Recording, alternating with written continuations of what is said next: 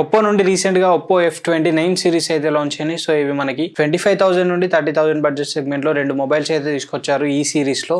Oppo F29 and Oppo F29 Pro 5G.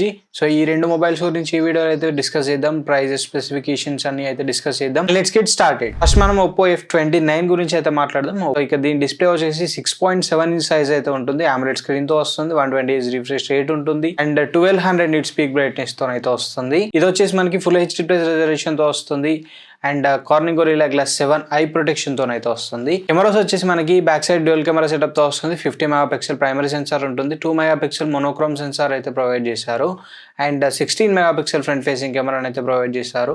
ఇక performance వచ్చేసి Snapdragon 6 Gen 1 processor తో వస్తుంది. LPDDR4X RAM సపోర్ట్ ఉంటుంది. UFS 3.1 స్టోరేజ్ సపోర్ట్ ఉంటుంది. 6500 mAh బ్యాటరీతో వస్తుంది. 45 వాట్ ఛార్జింగ్ సపోర్ట్ తో అయితే వస్తుంది. అండ్ ఇక ఇది వచ్చేసి మనకి ColorOS పైన రన్ అవుతుంది. 115 అవుట్ ఆఫ్ ద బాక్స్ తో వస్తుంది. అండ్ అప్డేట్స్ విషయానికి వస్తే 2 years major OS updates provide చేస్తామని చెప్పారు and 3 years security patches provide చేస్తామని చెప్పారు. ఇక ప్రైజెస్ విషయానికి వస్తే బేస్ వేరియంట్ 8+128GB 23,999 ప్రైస్ అయితే ఉంది and 8+256GB top variant 25,999 price అయితే ఉంది. సేల్ వచ్చేసి ఫ్లిప్కార్ట్ లో అయితే జరుగుతుంది. ఆల్రెడీ ఆర్డర్స్ అయితే తీసుకుంటున్నారు. డెలివరీ అనేది March 27 నుంచి జరుగుతుందని అయితే చెప్తున్నారు. And next Oppo F29 Pro గురించి అయితే చూద్దాం. సో దీని డిస్ప్లే కూడా ఇంచుమించుగా అయితే సేమ్ అయితే ఉంటుంది. 6.7 ఇంచ్ సైజ్ అయితే ఉంటుంది. AMOLED స్క్రీన్ తో వస్తుంది. 120Hz రిఫ్రెష్ రేట్ ఉంటుంది. 1200 nits పీక్ బ్రైట్నెస్ ఉంటుంది. ఫుల్ HD ప్లస్ రెజల్యూషన్ తో అయితే వస్తుంది. ఇది వచ్చేసి మనకి Corning Gorilla Glass Victus 2 protection తో వస్తుంది. సో డిస్ప్లే పరంగా రెండు మొబైల్స్ అయితే సేమ్ డిస్ప్లే తో వస్తున్నాయి. ఎక్కడైతే డిఫరెన్స్ కనిపించలేదు. జస్ట్ మనం ప్రొటెక్షన్ దగ్గరనే డిఫరెన్స్ అయితే చూడొచ్చు.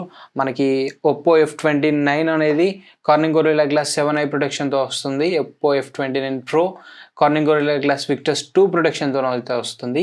సో ఇవి రెండు డిఫరెన్సెస్ అయితే కనిపిస్తున్నాయి. సో రెండిట్లలో మేజర్గా డిఫరెన్స్ అయితే లేవు డిస్ప్లే పరంగా. అండ్ కెమెరాస్ వచ్చేసి సేమ్ కెమెరా సెటప్ కూడా కనిపిస్తుంది. 50 మెగాపిక్సెల్ ప్రైమరీ సెన్సార్ అయితే ఉంటుంది and 2 megapixel monochrome sensor and 16 megapixel front facing camera అయితే ఉంది. సో రెండిట్లలో సేమ్ కెమెరా సెటప్ అయితే కనిపిస్తుంది. ఫ్రంట్ అండ్ బ్యాక్ 29లో అండ్ F29 Proలో రెండిట్లలో అయితే సేమ్ కెమెరా సెటప్ ఉంది.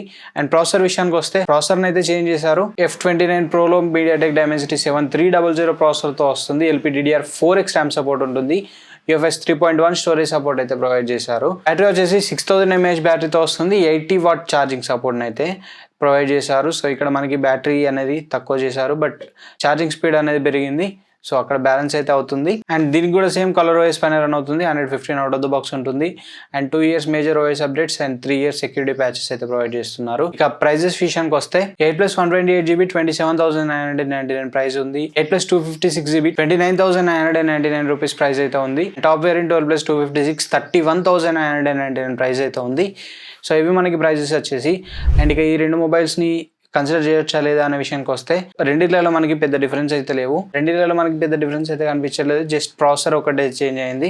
ప్రాసెసర్ కూడా మనకి హెవీ చేంజ్ అయితే కనిపించట్లేదు. లైక్ మనం లాస్ట్ వీడియోలో మాట్లాడిన Realme P3 Ultra ఏదైతే ఉందో సో అది కొంచెం వాల్యూ ఫర్ మనీ అవుతుంది ఈ రెండింటితో కంపేర్ చేసుకుంటే.